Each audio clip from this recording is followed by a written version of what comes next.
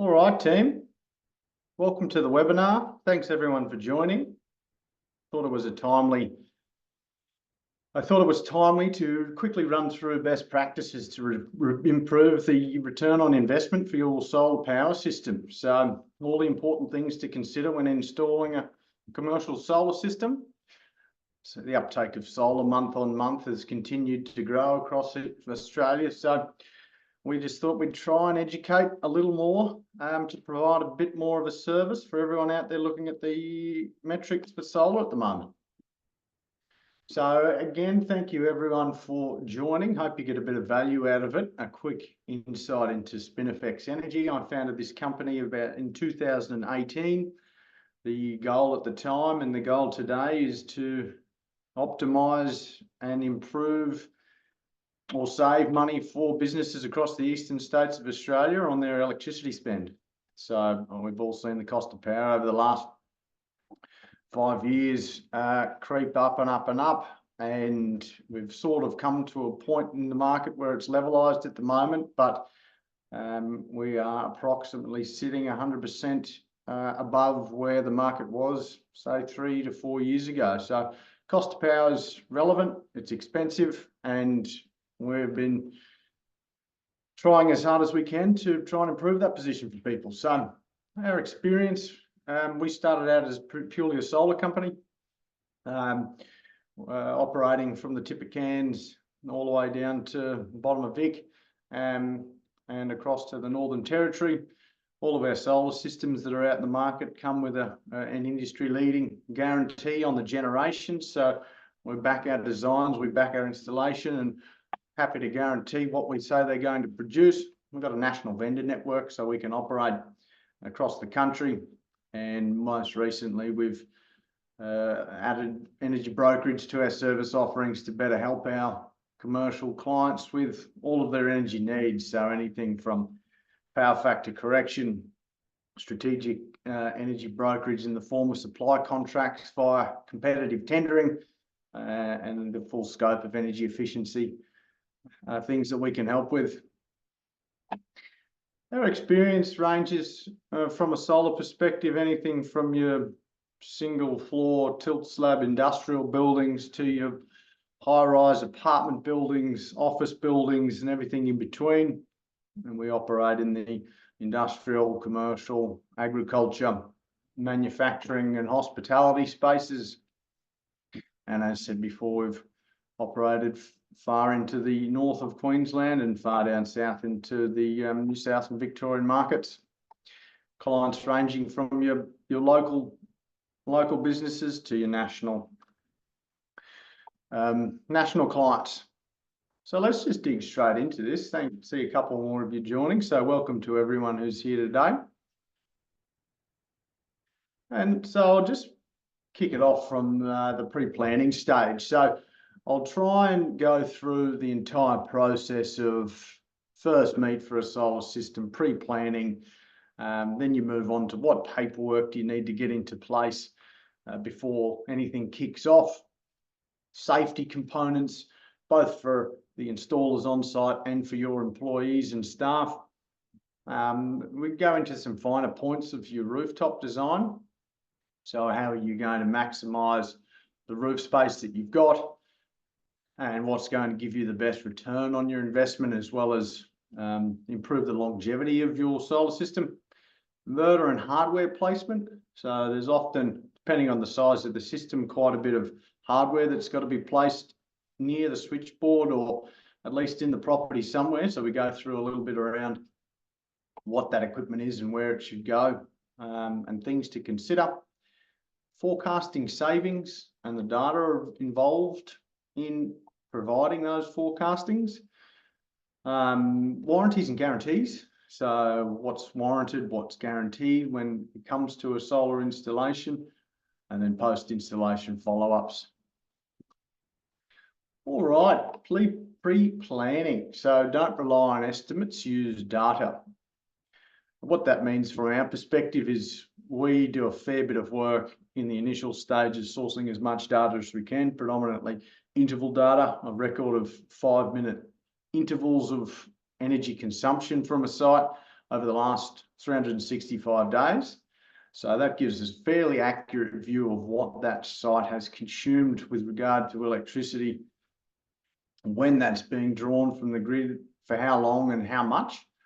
Bear in mind that gives us a historical view. So one of the things we like to do is in these pre-planning meetings is to understand, are there going to be any further developments to the business? Are you going to be adding any further rooftop mech, or are you going to be doing any renovations or expansions, any more cool rooms? So we need to understand, does the historical view of your energy consumption provide us with an accurate view of what your next 5 years are going to look like? And trying to plan out, I guess, as far as you can within reason is very helpful when it comes to the accuracy of sizing a solar system. Next is we assess the structural and electrical capabilities of the site. So structural, obviously we jump on top of the roof and have a look at the purlins, have a look at the roof material, what your roof's actually made of, whether it's clip lock, trim deck, or any variation of that.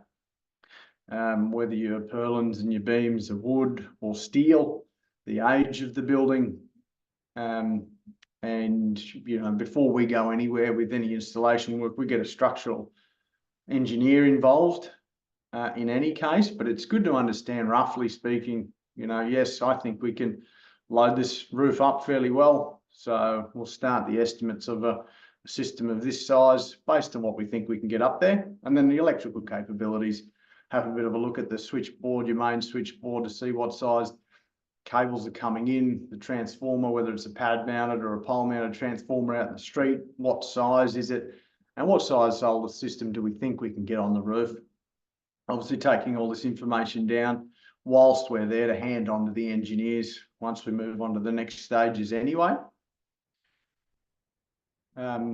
And so then we move on to understanding the current consumption and forecast expansion. So look, I touched on that earlier with the data. So we want to understand what that load profile looks like. Are you going to be drawing more power at night, say an apartment building when everyone's getting home and turning their aircons and lights and ovens on?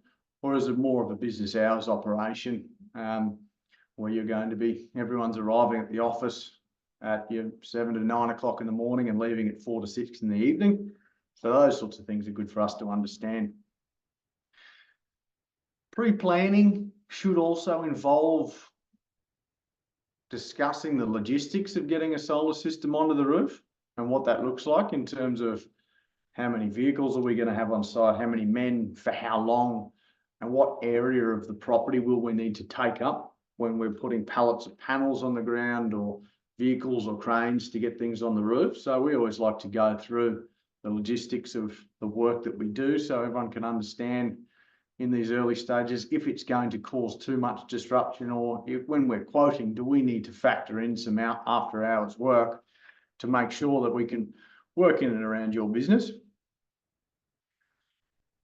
And then review structural and electrical capabilities of site. And so that's basically sending all of the info that we have onto the engineers and get into the more formal side of the installation process. So paperwork, contractual obligations. I can't speak for others, but certainly for us, we have an installation contract once we've agreed on a proposal for the system size and cost, etc. So installation contract basically lays out all the T's and C's, make sure we're all on the same page. We put a rooftop layout in there, payment schedule, when those payments will be required to pay, a chart showing rough time frames of when the installation will start, how long it'll take, milestones in between, and so everyone's on the same page there and signed off. Then we move on to the grid connection application. So that's communicating with the distributor of your electricity, the DNSP. We get the electrical engineers involved at that stage to do the design certifications and the compliance reports. But also during this time, it's timely for us to explain how long that process of connection can take so everyone knows what to expect. and make sure that we get all that paperwork right in the first instance to try and minimise the time it takes to actually get this work done. Review all documentation. So that's just tick the box. We jump on a call and go through all of this paperwork with our clients so that everyone's happy, everyone's agreed to everything, and just makes the process run a whole lot smoother. All right, the safety. So when it comes to spinifex, we make sure that we've got your swims and access plans sorted before we arrive on site. So safe work method statement, have we identified the risks of the site? Have we planned for those risks? And is everyone in the team aware of that and signed off on those risks? And then also the access plans are both for our staff and the client's staff, making sure that everyone's aware. Yes, on Monday and Tuesday, we're going to have a crane on site. We'll have some bollards up and no-go zones underneath. Just have plans in place so everyone knows what the whole process is going to look like. And so there's no surprises on the day. Advise staff of those work safe areas. So often it's, depending on the size of the installation, you know, there could be a cordoned off area around the shed or around the building for quite a while. We've got to make sure that everyone, all the employees are aware of that. And then making sure all the contractors are wearing the appropriate protective equipment. So that's part of the sign-offs that we do. But if you're getting any work done, we certainly recommend making sure that anyone on your property is wearing the required PPE. So we move on to the rooftop layout, and this is part of the design process that's fairly important when it comes to improving the return on your investment. So obviously best practice for putting solar panels anywhere in Queensland is, well, anywhere, certainly in Brisbane in our longitude and latitude, is 27 degrees of fall facing directly north. That's going to give you your best production. Now, that's not always possible, given a roof structural integrity, given the shape or the fall that's already on the roof, and given the rooftop material. But there is a best practice that we start with, and then we work out the capabilities of the site to move back from there. So obviously on some buildings where a roof allows it, we'll put the panels on a tilt frame. This is obviously a screwed roof, so the uplift on a tilt frame is far greater than on a flush mounted panel. So that's where the structural integrity of a building comes into things. And if the structural engineer is willing to sign off on it, tilt frame's obviously going to give you a better generation. Look, at the same time, it will reduce the soiling or the buildup of dirt and grime on a panel. Certainly if it's near busy roads or anything, soiling can slowly reduce your production capabilities of a panel. So your tilt also improves the generation of a panel, the direction of the panels. So, you know, we're tilting these panels probably facing 10 degrees to the northeast on this particular install. That's all this allowed for. We couldn't really adjust these so they're facing directly north. So the direction of the panels is somewhat defined by the tilt or the fall of the roof. But during these discussions, when we're going through a rooftop layout, I certainly like to explain what losses, if any, you would see tilting panels at various directions. So that's all stuff that we can do with our software design portals. And so, you know, we certainly like to make that information known in these early design stages. Structural engineering will affect your rooftop layout. So we will quote based on our best thoughts on what a rooftop layout should look like. So if we're proposing a tilt frame, we'll quote accordingly. And then once we get the okay to go ahead with the job, we'll hand that off to the structural engineer to make sure that that's actually going to be something that is structurally sound. If it comes back saying, no, we can't allow panels in a tilt frame, well, look, we just got to lay them flush, revise the output estimates of the solar system based on that. And you've just got to go best practice within the full gamut of the allowance of getting your panels up there. So age, quality, material of the roof all affect the layout. So if you've got a really old roof, potentially with wooden purlins or a thinner thickness of purlin that doesn't allow for tilt frames or even a certain size system, we may only be able to get 500 kilowatts on a roof rather than 800, depending on the quality of that roof. So all of these sorts of things will affect the final install.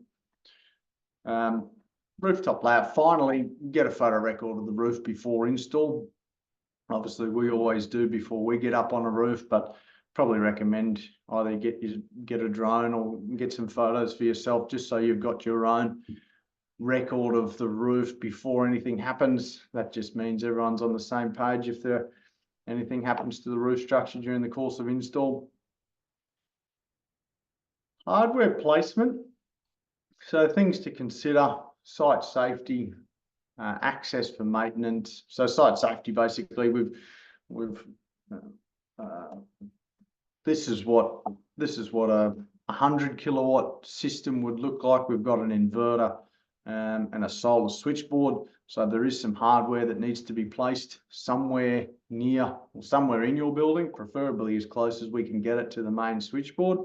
So you've got to think about things like, this is a 120 kilo unit. Obviously, it's again structurally certified to hang on certain types of walls, but is it going to be where forklifts are driving, or is it going to be a heavy traffic area, or are we going to need to put a cage around it for further safety, or a bollard in front of it? So there are certain considerations with where you put your equipment. Access for maintenance. So we recommend once a year, at least, someone comes out to do a full run over of a solar system to make sure that there's no undue wear and tear up on the roof, no vermin getting under the panels, no cabling has come loose. But additionally, we need to check over the inverter down on the ground as well. So make sure it's easily accessible for maintenance purposes.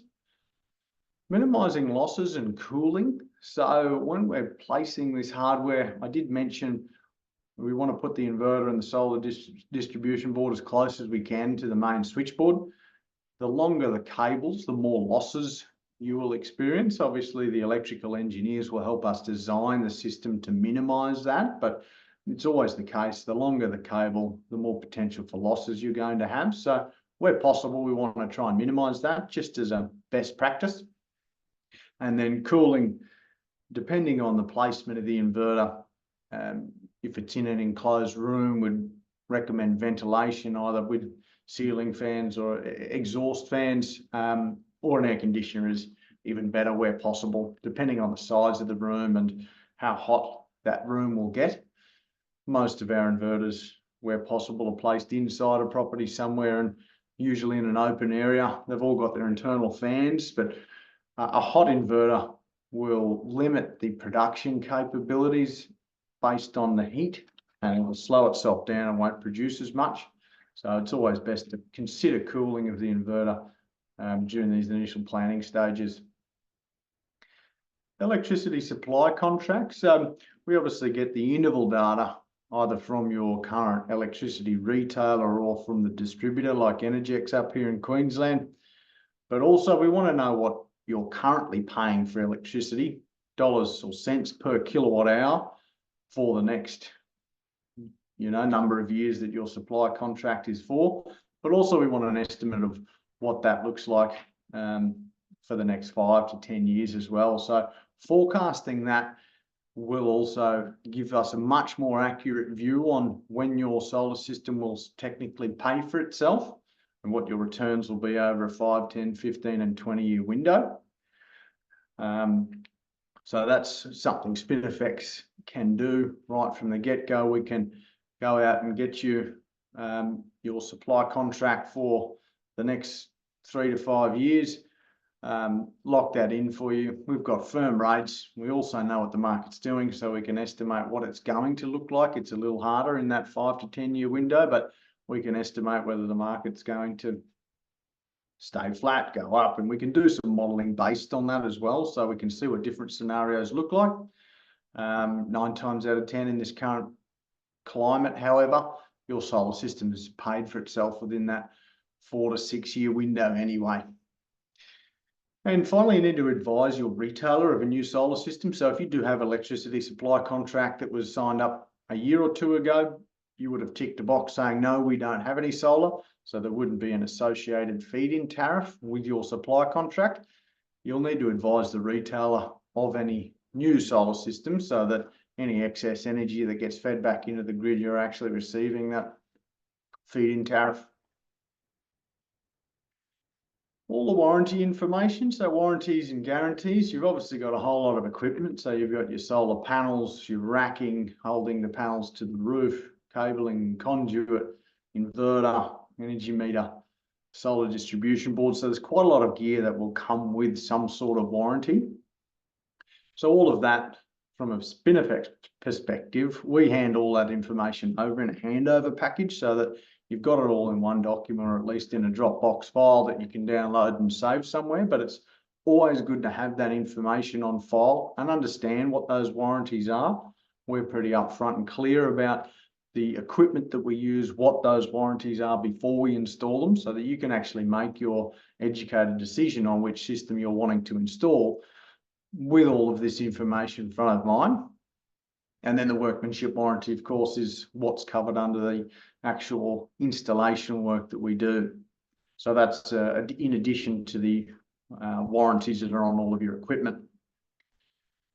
And then guarantees is something to consider as well. Not everyone will guarantee any part of your installation, whereas Spinifex will guarantee the generation. So we'll model the size of your system. We'll give you an estimate of the generation that it will produce over the course of the next 5 years. And we'll sign off on a guarantee saying that, yes, it will produce within 10% of this mark, based on the fact that we're confident with how we go about designing our systems, our track record in doing so, and our understanding of what's involved to make sure that we actually produce what we say it's going to produce. Maintenance and uptime. So uptime is another guarantee, and perhaps even just another way of saying a generation guarantee, but we're going to say it's your solar system will work 360 of the 365 days a year. Again, if the inverter's not operating, if it's gone down from a fault, it's not generating, so that can be tied in with a generation guarantee. But an uptime guarantee is also timing to get out there to site and problem solve, work out what the fault is and get it back up and running as soon as possible. So that's another guarantee that can be seen in the market. And then data storage. So that's just a guarantee to say that we're going to keep all of your data safe in historic data stored as well, so we can go back over the course of a system life cycle and actually show that, yes, it's produced what we've said it's going to produce. Post-installation. So once the install's done, we're not done.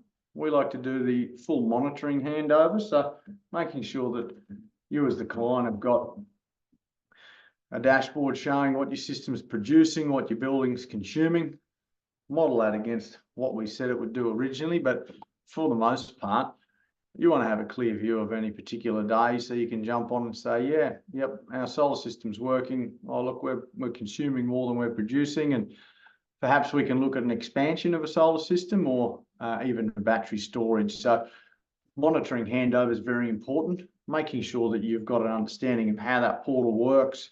You've got all the logins for it, and your key staff have access to it as well. Maintenance schedule is always in the back of our handover package. So these are the 30 items that we're going to check on an annual basis when we come back out to look over your system. And we'll tick that off and leave that with the system. And then your monthly and quarterly reconciliations. So depending on the service package that you sign up with, we'll offer a monthly and quarterly reconciliation of both your electricity bill. This is how much retailer said you consumed. This is what's on the bill. This is the feed-in as stated by the retailer. Is that accurate? Is the retailer charging you the right cents per kilowatt hour based on what's on your bill, but based on what's on your supply contract, and we'll do a reconciliation of all that for you, including what the solar's done and is it working at its optimal. Conclusion. So solar is still a valuable capital expenditure.